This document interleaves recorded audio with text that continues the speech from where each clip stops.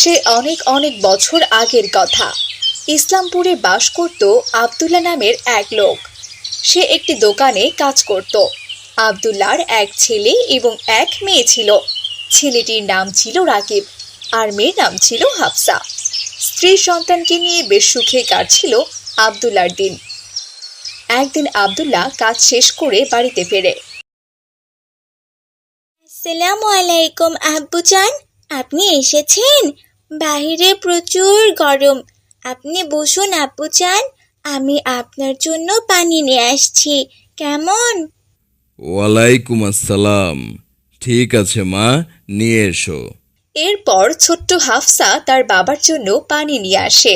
তার বাবা পানি পান করে মেয়ের উপর ভীষণ সন্তুষ্ট হন। মহান আল্লাহ তাআলার কাছে লাখ লাখ শুকরিয়া যে আমার ঘরে এরকম একটা মেয়ে সন্তান দিয়েছেন। মা হাফসা, রাকিব কোথায় গেছে মা? আব্বুজান, ভাইয়া তো আম্মুর সাথে রান্নার কাজে সাহায্য করছে। দাঁড়াও, আমি এক্ষুনি ভাইয়াকে ডাকছি। ভাইয়া, এই ভাইয়া, এই দেখো, আব্বু চলে এসেছেন। হাফসার ডাক শুনে রাকিব এবং তার মা চলে আসে। আসসালামু আলাইকুম। ওয়ালাইকুম আসসালাম। তুমি চলে এসেছো, খুব ভালোই হয়েছে। জানো, আজকে বাড়িওয়ালা এসে গত মাসের ভাড়া সহ এই মাসের ভাড়া চেয়ে গেছেন। বলেছেন কদিনের মধ্যে সমস্ত ভাড়া না দিলে বাড়ি থেকে নাকি বের করে দেবেন। এবার কি হবে তুমি বলো তো? তুমি এসব নিয়ে একদম চিন্তা করো না। মহান আল্লাহ তাআলা নিশ্চয়ই আমাদের সাহায্য করবেন। আমি এক্ষুনি মালিকের কাছে যাচ্ছি, গিয়ে এ মাসের টাকাটা চাই। যদি টাকাটা দিয়ে দেয় তাহলে সে টাকা থেকে 2 মাসের ঘর ভাড়া পরিশোধ করব ইনশাআল্লাহ। এই বলে আব্দুল্লাহ দোকান মালিকের কাছে যাওয়ার জন্য রওনা দেয়। কিন্তু সে হঠাৎই দেখতে পায় একটা মাঠের মধ্যে দোকান মালিক দুটো ছাগলের বাচ্চাকে ঘাস খাওয়াচ্ছেন। এই দেখে আব্দুল্লাহ সেখানে যায়। মালিক, যদি কিছু মনে না করেন তাহলে গত মাসের বাকি টাকা আর এই মাসের টাকাটা আমাকে আজকে দিয়ে দিন। আসলে আমি নিজে ইচ্ছায় টাকাটা চাচ্ছি না, কিন্তু চাইতে বাধ্য হচ্ছি। আমার যে 2 মাসের ঘর ভাড়া বাকি আছে, আপনি আমার বেতন দিলে তবেই আমি ঘর ভাড়া দিতে পারবো। তা না হলে যে বাড়িওয়ালা ঘর ছেড়ে দিতে বলবেন। আরে আরে আব্দুল্লাহ ভাই, তুমি এত চিন্তা করছো কেন? এই নাও 5,000 টাকা। এই টাকা দিয়ে তুমি তোমার ঘর ভাড়া দিয়ে দিও। আর আমার হাতে এখন কোনো টাকা নেই, তাই তোমার পুরো টাকাটা আমি দিতে পারলাম না। তবে তুমি এক কাজ করো, তোমার পুরো টাকার বিনিময়ে তুমি এই ছাগলের বাচ্চা দুটোকে নিয়ে যাও। এই বাচ্চারা বড় হলে তোমার অনেক উপকারে আসবে। জাযাকাল্লাহ খৈরন মালিক। এরপর আব্দুল্লাহ ছাগলের বাচ্চা আর টাকা নিয়ে বাড়িতে চলে যায়। সে বাড়িওয়ালাকে বাড়ি ভাড়া দিয়ে দেয়। এদিকে ছাগলের ছোট্ট বাচ্চা দুটোকে দেখে হাফসা তো ভীষণ খুশি হয়ে যায়। ছাগলের ছোট্ট বাচ্চা দুটো দেখতে কত সুন্দর! আল্লাহর সৃষ্টি কতই না সুন্দর! মাশাআল্লাহ! আমি এই ছাগল দুটোকে বড় করে তুলবো, আর আজ থেকে ওদের সাথে খেলা করব। তবে ওরা যেহেতু আমার বন্ধু, ওদের তো তাহলে একটা নাম দিতে হয়। কি নাম দেওয়া যায়, কি নাম দেওয়া যায়? পেয়েছি! ওর নাম হচ্ছে বাদশা, আর এর নাম হচ্ছে বাদল। এখন থেকে আমার 2টা বন্ধু হলো, বাদশা আর বাদল। এরপর থেকে হাফসা সে ছাগলের বাচ্চা দুটোর সাথেই সব সময় খেলাধুলা করত। তাদেরকে খাবার দিত, এমনকি মাঝে মাঝে গোসলও করিয়ে দিত।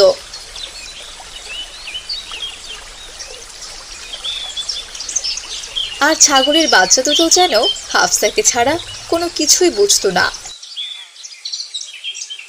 হাফসা যেখানেই যেত, ছাগলের বাচ্চা দুটোও সেখানেই যেত।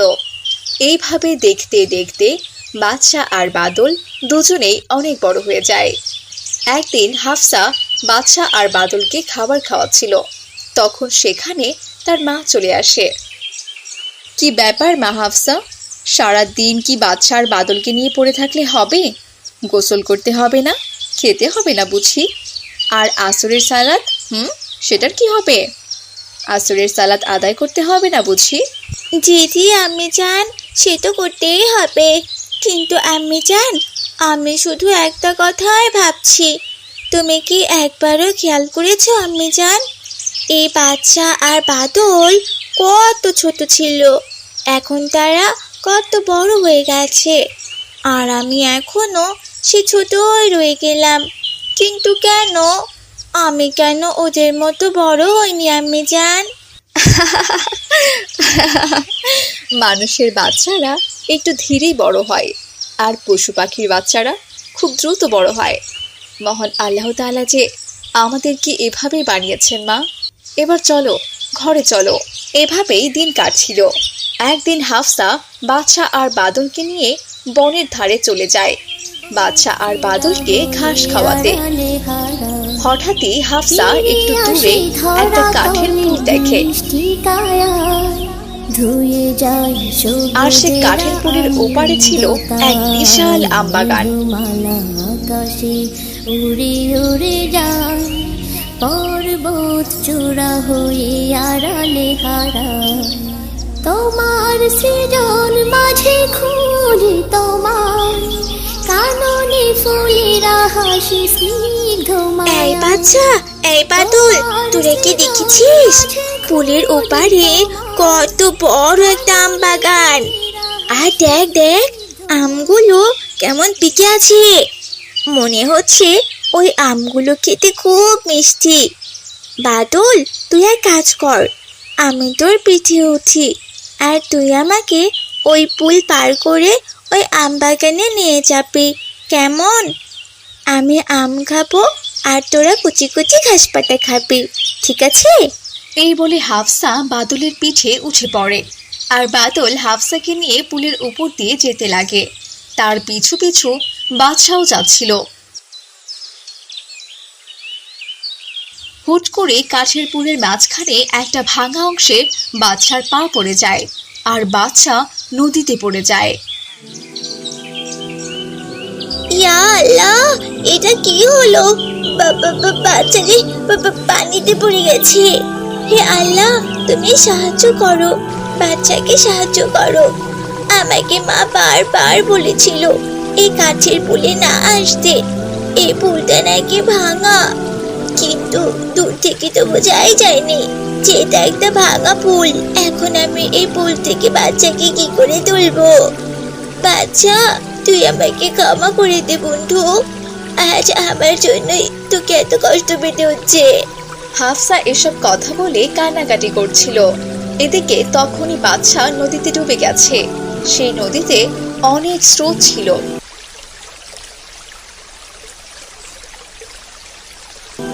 এসব দেখে বাদল আর হাফসা ভীষণ ভয় পেয়ে বাড়িতে চলে আসে। কি ব্যাপার মা হাফসা, তুমি কান্না করছো কেন? আর তাছাড়া তুমি আর বাদল তো এখানে আছো, বাচ্চা কোথায়? ও কি মাঠে ঘাস খাচ্ছে? কি ব্যাপার, তুমি কথা বলছো না কেন মা? আম্মি জান, বাচ্চা যে আর কোনোদিনও ফিরে আসবে না। আমরা যে বাচ্চাকে চিরদিনের মতো হারিয়ে ফেলেছি আম্মি জান। এসব তুমি কি বলছো কি মা হাফসা? এরপর হাফসা তার মাকে সব কথা খুলে বলে।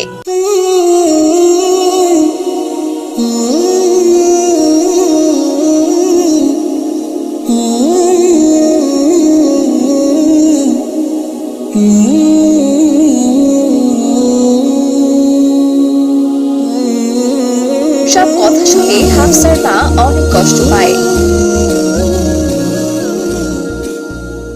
এসব তুমি কি বলছো কি মা? আর তাছাড়া তুমি কেন ওই পুলের উপরে উঠতে গেলে? শেষমেশ কিনা বাচ্চাকে হারাতে হলো, বাচ্চাকে যে আমি নিজের ছেলের মতো স্নেহ করতাম। হে আল্লাহ, তুমি আমার বাচ্চাকে আমাদের ঘরে ফিরিয়ে দাও। হাফসা, দেখলে তো বড়দের কথা না শুনলে কি হয়।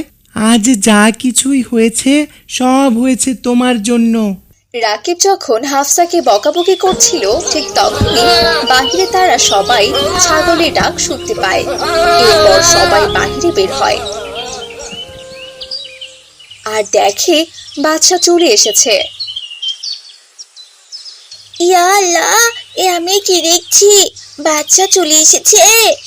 আমার মনে হচ্ছে বাচ্চা নদীর স্রোতে ভেসে গিয়েছিল। মহান আল্লাহ তাআলার ইচ্ছায় ও হয়তো বেঁচে গিয়েছে। আলহামদুলিল্লাহ। হে আল্লাহ, তোমার লাখ লাখ শুকরিয়া। বাদশাকে ফিরে পেয়ে তারা সবাই অনেক খুশি হয়। এইভাবেই দিন কাটছিল। পর্বত চূড়া হয়ে একদিন সকালবেলা এই হাফসার মা, ওরা ঘুম থেকে উঠলে কোনো রকমে বুঝিও আমি যে বাদশা ও বাদলকে বিক্রি করতে যাচ্ছি এটা তাদের বলো না। আব্দুল্লাহ বাদশা আর বাদলকে নিয়ে হাটে চলে যায়। বৃষ্টি কায়ায় ধুয়ে যায় সবুজের আনন্দতায়। সেখানে খদ্দের এসে আব্দুল্লাহকে বলে, এই ছাগল দুটোর দাম কত করে ভাই? এই যে ভাই, এই ছাগলটির দাম 12,000 টাকা। আর এই ছাগলকে আমি বিক্রি করব না ভাই। কিন্তু কেন ভাই? আমার তো কোরবানির জন্য 2টা ছাগলই লাগতো। আমি এই 2টা ছাগল কিনতে চাই। আর তাছাড়া আমি আপনাকে ভালো দামও দেব। এবার বলুন 2টা ছাগল দেবেন কি না? না ভাই, আমি শুধুমাত্র একটি ছাগলই বিক্রি করব। আর এই ছাগলটার দাম 12,000 টাকা। সত্যি কথা বলতে আমার ছাগল বিক্রি করার একদম ইচ্ছে নেই, কারণ এই ছাগল দুটো আমার নিজের সন্তানের থেকে কম কিছু নয়। বাধ্য হয়ে আমি ছাগলকে বিক্রি করছি ভাই। আসলে আমার মাথার উপর অনেক ঋণের বোঝা। সেই ঋণ পরিশোধ করতে আমাকে একটা ছাগল বিক্রি করতে হচ্ছে। তা না হলে আমি কখনোই বিক্রি করতাম না ভাই। আব্দুল্লাহ যখন এসব কথা বলে চোখের পানি ফেলছিল, ঠিক তখন বাদশা আব্দুল্লাহকে জড়িয়ে ধরে কাঁদতে থাকে।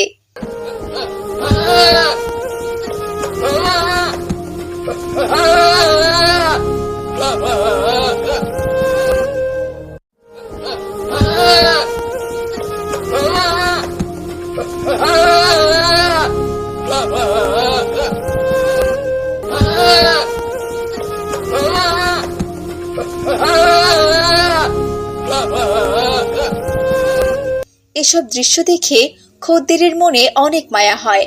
তখন খদ্দের বলে ওঠে, আপনার ছাগলও তো দেখছি আপনাকে ছেড়ে যেতে চাইছে না ভাই। এমন করুণ দৃশ্য আমি কখনোই দেখিনি। আপনি দয়া করে এই ছাগলটাকে বিক্রি করবেন না ভাই। আমার কাছে 15,000 টাকা আছে। এই নিন ভাই, আপনি টাকাগুলো রাখুন। এই টাকা দিয়ে আপনি আপনার ঋণ পরিশোধ করবেন। জাজাকাল্লাহ খয়রুন ভাই, আল্লাহ আপনাকে নেক হায়াত দান করুক, আমিন।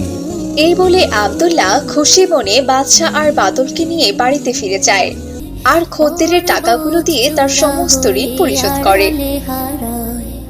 ফিরে আসি ধরা তলে বৃষ্টি কায়ায় ধুয়ে যায় সবুজের আনন্দতায়। এভাবে দেখতে দেখতে কোরবানির ঈদ চলে আসে। ঈদের দিন সকালবেলা হাফসাদের বাড়িতে কসাই চলে আসে, কারণ আজ যে বাদশা আর বাদলের কোরবানি হবে। এদিকে হাফসার মা এসে হাফসাকে বলতে থাকে, মা হাফসা, আজকে বাদশা আর বাদলের কোরবানি। আজকের পর তুমি আর কোনোদিনও বাদশা আর বাদলের সাথে খেলা করতে পারবে না। শুধু তাই নয়, আর কখনো দেখাও করতে পারবে না মা। সেটা তো আমি জানি আম্মি জান। বাচ্চা বাদল, তোদের জন্য আমার খুব কষ্ট হচ্ছে রে। কারণ তোদেরকে যে আমি খাবার খাইয়েছি, গোসল করিয়েছি, আবার তোদের সাথে অনেক খেলাধুলাও করেছি। খারাপ তো লাগবেই বল, কিন্তু তবু আমি তোদেরকে কোরবানি করব। তার কারণ হচ্ছে আল্লাহ তাআলার সন্তুষ্টির জন্য মুমিন ব্যক্তিরা সব কিছু করতে পারে। আর তাছাড়া নিজের পছন্দের সব জিনিস আল্লাহর জন্য কোরবানি করলে আমি যে মহান আল্লাহ তাআলার প্রিয় বান্দা হতে পারবো আর মৃত্যুর পর জান্নাতে যেতে পারবো। তবে তোরা কোনো চিন্তা করিস না, এখন হয়তো তোদের সাথে আমার আর দেখা হবে না। তাতে কি হয়েছে বল? আমি যখন জান্নাতে যাব না, তখন আমি আল্লাহ তাআলাকে বলবো, হে আমার রব, আমার ছোটবেলার দুটো খেলার সাথী আছে, তাদের নাম বাদশা আর বাদল। তুমি তাদেরকে আমার কাছে এনে দাও।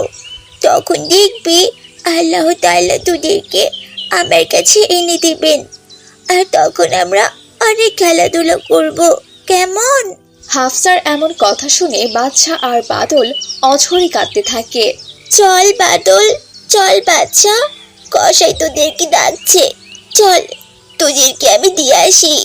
এরপর হাফসা বাদশা আর বাদলকে মহান আল্লাহ তাআলার সন্তুষ্টির জন্য কোরবানির উদ্দেশ্যে কসাইয়ের কাছে দিয়ে আসে আর অনেক কাঁদতে থাকে। এসব দৃশ্য দেখে হাফসার বাবা মাও অনেক কাঁদতে থাকে। অতঃপর হাফসার মা হাফসাকে জড়িয়ে ধরে আর বলে, তোমার মতো এমন মেয়ে প্রতিটা ঘরেই যেন হয় মা, আর সবাই যেন তোমার মতো আল্লাহ তাআলার প্রিয় বান্দা হওয়ার চেষ্টা করেন। আমিন। তুমি একদম মন খারাপ করো না মা, নিশ্চয় তুমি যা হারিয়েছো মহান আল্লাহ তাআলা তোমাকে তার থেকে আরো ভালো কিছু দেবেন ইনশাল্লাহ। তো বন্ধুরা, আমাদের আজকের গল্পটি তোমাদের কাছে কেমন লেগেছে? আমাদের গল্পটি যদি তোমাদের ভালো লেগে থাকে তাহলে এক্ষুনি একটি লাইক করে দিও, আর আমাদের ছোট্ট চ্যানেলটি সাবস্ক্রাইব করে দিও, কেমন?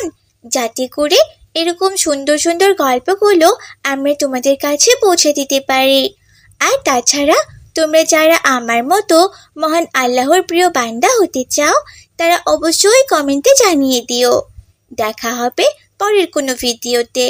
সেই পর্যন্ত সবাই সুস্থ থেকো, ভালো থেকো। আসসালামু আলাইকুম ওয়া রাহমাতুল্লাহ।